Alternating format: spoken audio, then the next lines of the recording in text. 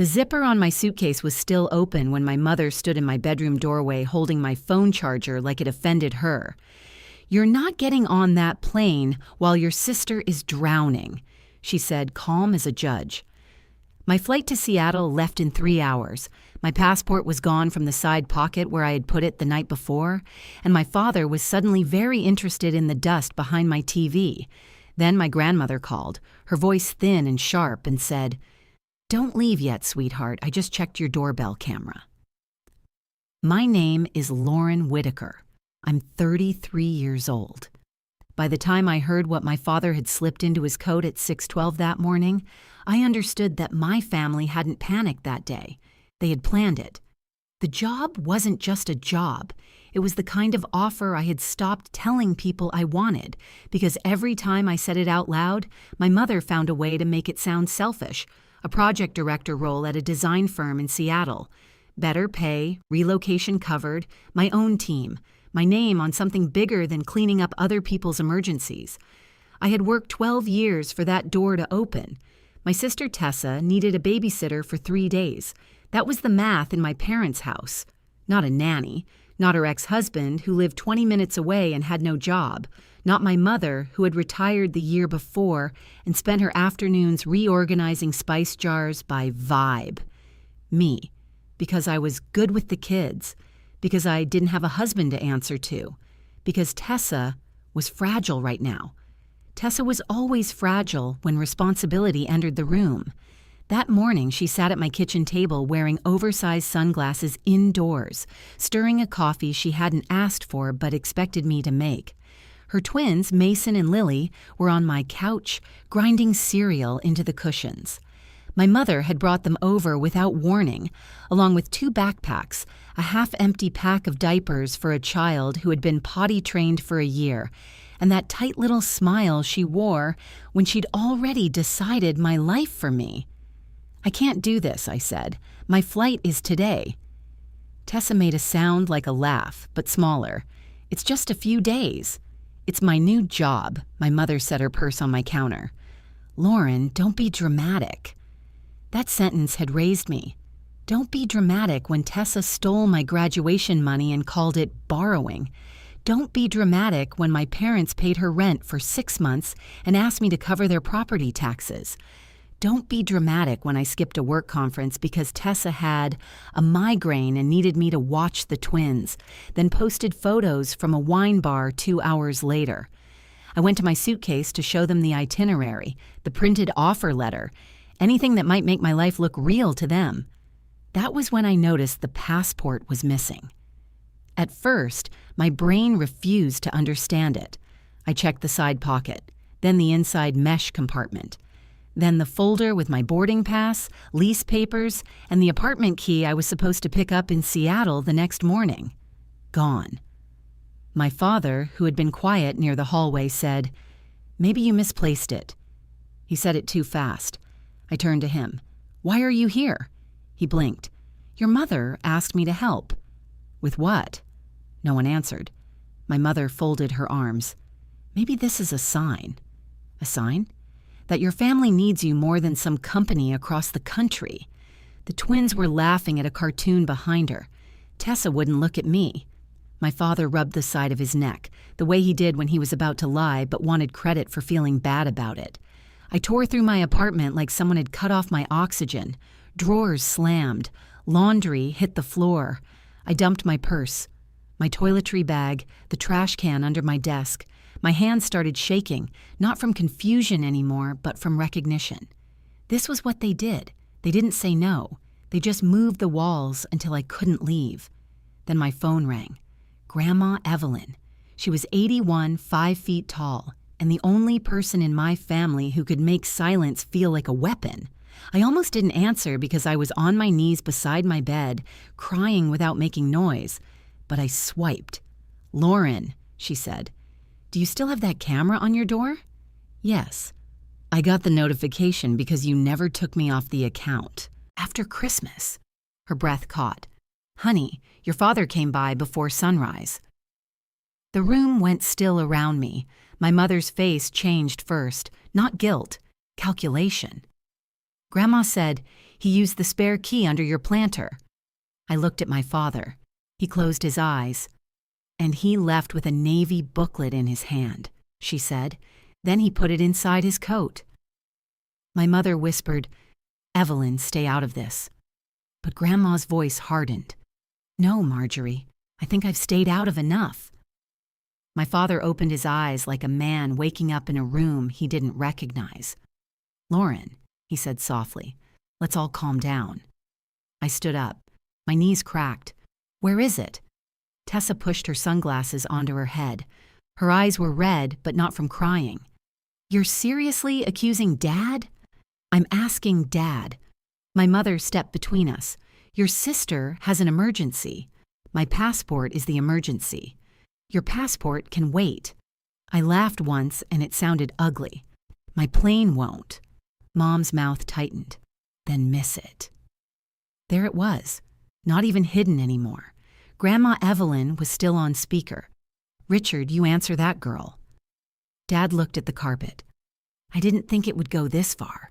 My chest went cold. "Where is my passport?" He swallowed. "In the glove compartment." I grabbed my keys. Mom caught my arm. "Lauren, stop." I looked down at her hand until she released me. "You don't understand what you're doing," she said. "If you leave, Tessa could lose her job." Tessa made a wounded noise. "I told you I can't take them to orientation." "Orientation?" I turned to her. "You said you had a medical emergency." She looked at Mom. Mom looked at Dad. Grandma said, "Oh, for heaven's sake." Tessa's voice sharpened. "It's a certification program. If I don't go, I don't get the placement." "For 3 days?" "Yes." "And you waited until the morning of my move to arrange childcare?" Her silence answered. Mom lifted her chin. "You're better at handling things. Tessa gets overwhelmed." "So you broke into my apartment?" Dad flinched. "I used the key. That's not breaking in. You stole my passport. I was going to give it back after you agreed to help." The words landed like a slap. "After you agreed, not if." I pushed past them into the hallway. Mom followed, hissing my name. Tessa shouted that I was abandoning children. Dad begged me not to make a scene. My neighbor, Mr. Alvarez, opened his door right as I reached the stairs. He took one look at me, then at the parade behind me, and said, "Everything okay, Lauren?" "No," I said. "My father stole my passport." Dad went pale. "That's not—" Mr. Alvarez's expression changed. He was retired TSA, which I remembered only because he gave everyone travel-sized hand sanitizer for Halloween. "Do you want me to call the police?" Mom gasped. "Absolutely not." I looked at my father. For 1 second, I wanted him to fix it, to say he was sorry, to run downstairs and hand me back the little blue book that held my future. Instead, he whispered, "Please don't do this to your mother." That settled something in me. "Call them," I told Mr. Alvarez. Mom started crying then. Real tears maybe, but perfectly timed. "After everything we've done for you?" Grandma was still on the phone, and her voice cut through the hallway. "Marjorie, the girl paid her own tuition, her own rent, and half your furnace last winter. What exactly did you do?" No one spoke. Then Tessa's twins came barreling out of my apartment, one holding my good headphones, the other with lipstick smeared across both cheeks. Tessa snapped, "Mason, Lily, come here." They ignored her. My mother looked at me like the chaos was my fault. I took the stairs 2 at a time. Outside, Dad's sedan was parked crooked at the curb. My hands shook so badly I dropped my keys twice before getting the glove compartment open. My passport was there. So was my birth certificate and my Social Security card, all 3 sealed inside one of Mom's church donation envelopes with my name written on it in her handwriting. For a moment, I couldn't breathe. My passport was bad enough, but my birth certificate and Social Security card meant this wasn't about one flight. It was about control. I held the envelope up when my parents reached the sidewalk. Why were these in here? Dad stared at Mom. Mom's tears stopped. That scared me more than the crying. "They were in your desk," she said. "That's not an answer." You leave important things everywhere. In a locked file box? Tessa came out carrying Lily on one hip while Mason dragged his backpack behind him. Can we not do this in public? Mr. Alvarez stepped onto the curb with his phone in hand. Officers are on the way. Mom swung toward him. This is a family matter. No, Grandma Evelyn said through my speaker. It's a crime with relatives. I almost laughed. Almost. Dad reached for the envelope. Lauren, just take your passport and go. We'll discuss the rest later. I stepped back. Don't touch me. His face crumpled, and the old guilt tried to rise in me. The daughter guilt. The one trained into my bones. Then I remembered him at 6:12 a.m., sneaking into my home. 2 police cars arrived 7 minutes later. By then, my mother had transformed. She stood straighter, dabbed her cheeks, and spoke in a soft, wounded voice to the officers. Our daughter is under a lot of stress, she said. She's moving and confused. Her father only picked up documents for safekeeping. I said nothing. I opened my phone, pulled up the doorbell footage, and handed it over. There he was, Dad unlocking my door in the gray dawn. 10 minutes later, leaving with my Navy passport visible in his hand, pausing at the hallway mirror to slip it inside his coat. One officer, a woman named Perez, looked at my father. Sir, is that you? Dad's shoulders sagged. Yes, Mom snapped. Richard. He looked at me then. Really looked. I'm sorry. But Officer Perez kept watching the clip. Did she give you permission to enter? No, he said. Did she give you permission to take those documents? No. Mom made a sharp sound. He's nervous. He doesn't understand the question. I understand, Dad said. The second officer asked if I wanted to press charges. Everything went quiet. Tessa whispered, Lauren, if you do that, Dad could get arrested. I looked at her. And if I don't, I lose my job. You always make it about you. That was the moment I knew she believed it. Not because she was stupid, but because the whole family had built a religion around her needs. I checked the time. If I left in 10 minutes, I could still make it. I want a report filed, I said, and I want it documented that these were taken from my apartment without permission. Officer Perez nodded. We can do that. Mom's face twisted. You would humiliate us over a job. Grandma said, No, Marjorie. You humiliated yourselves over free childcare. I gathered my documents, went upstairs with Officer Perez, and packed the rest of my suitcase, while Mom shouted from the hallway that I was tearing the family apart. Inside my apartment, Mason was asleep on my couch. Lily was drawing on the wall with my lipstick. Tessa stood beside them, arms folded. So that's it? You're leaving? I zipped my suitcase. Yes. Her voice cracked. What am I supposed to do? For years, that question had been a leash. This time, it sounded like exactly what it was. Parent, I said. Then I walked out with my suitcase, my passport in my hand, and my grandmother still on the phone. At the curb, Dad was sitting on the edge of the cruiser bumper, not handcuffed, just old. Lauren, he called. I stopped.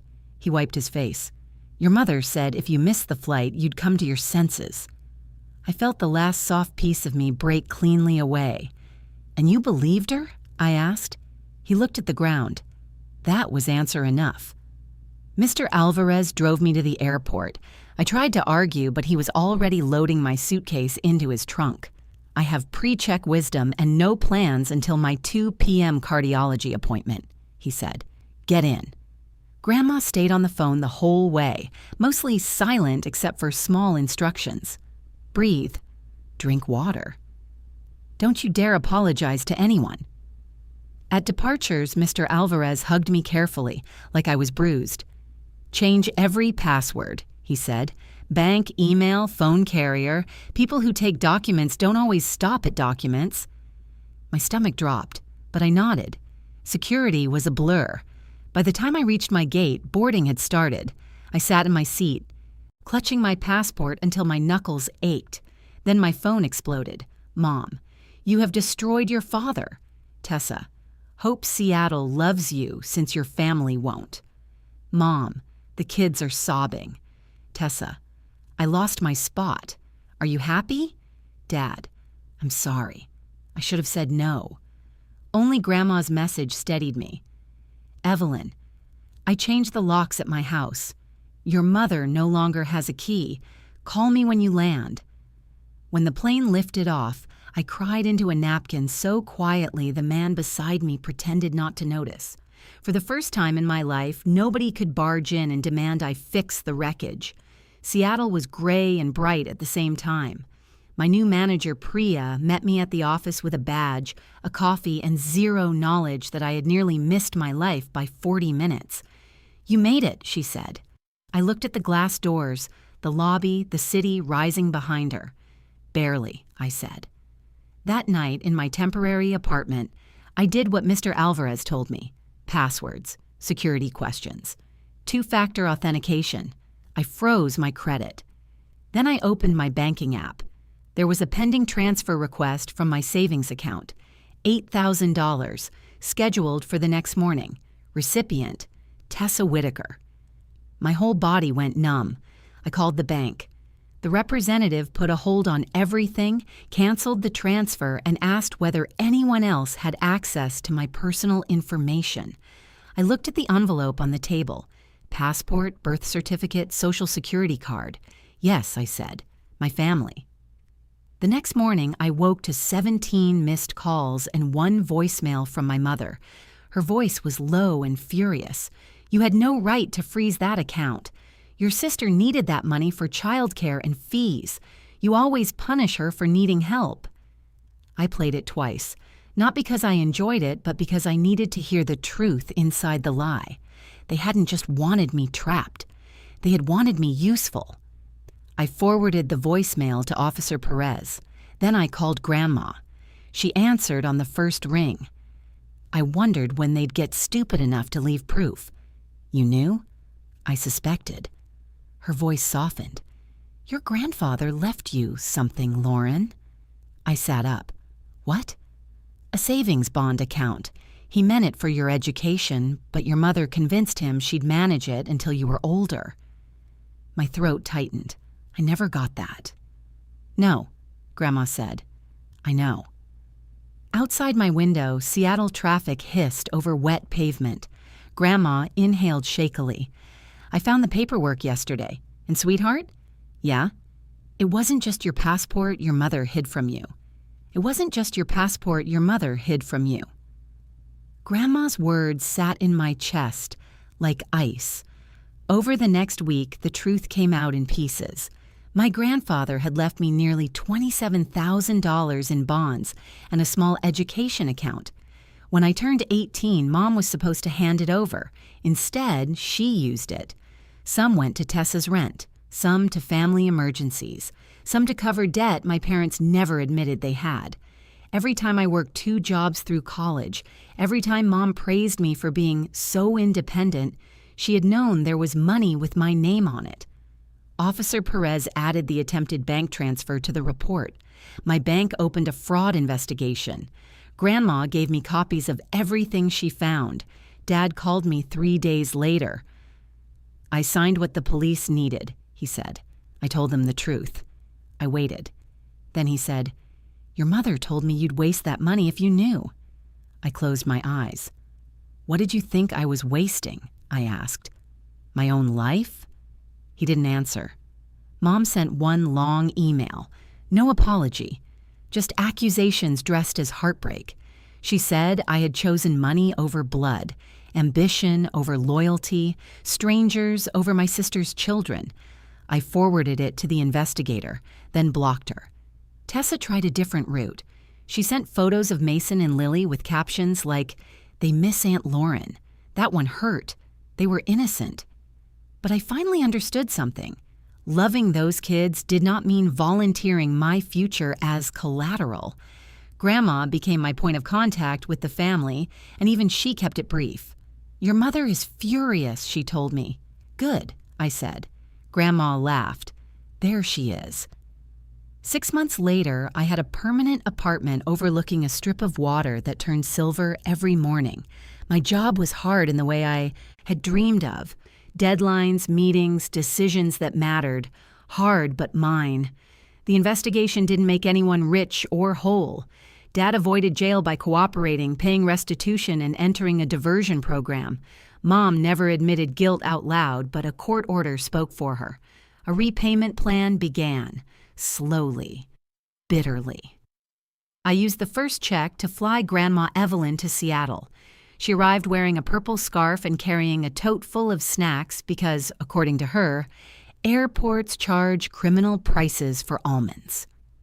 That evening, we stood by the water as the sun slid behind the skyline. She held my arm, smaller than I remembered, stronger than anyone knew. "I should have spoken up sooner," she said. I leaned my head against hers. "You spoke up when it mattered." My phone buzzed in my pocket. For one wild second, my body braced for Mom, but it was my Doorbell app.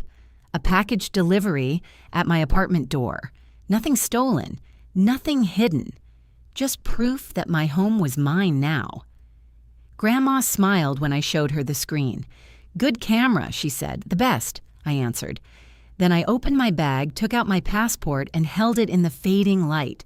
No longer a weapon they could use against me, but a key. And if my grandmother hadn't checked that doorbell footage, I might still be tearing my apartment apart while my dream job took off without me. If this story made you feel something, tell me in the comments what you would have done. If this story stayed with you, tell me in the comments what you would have done in my place. And if you want more stories like this, please like the video and subscribe to the channel.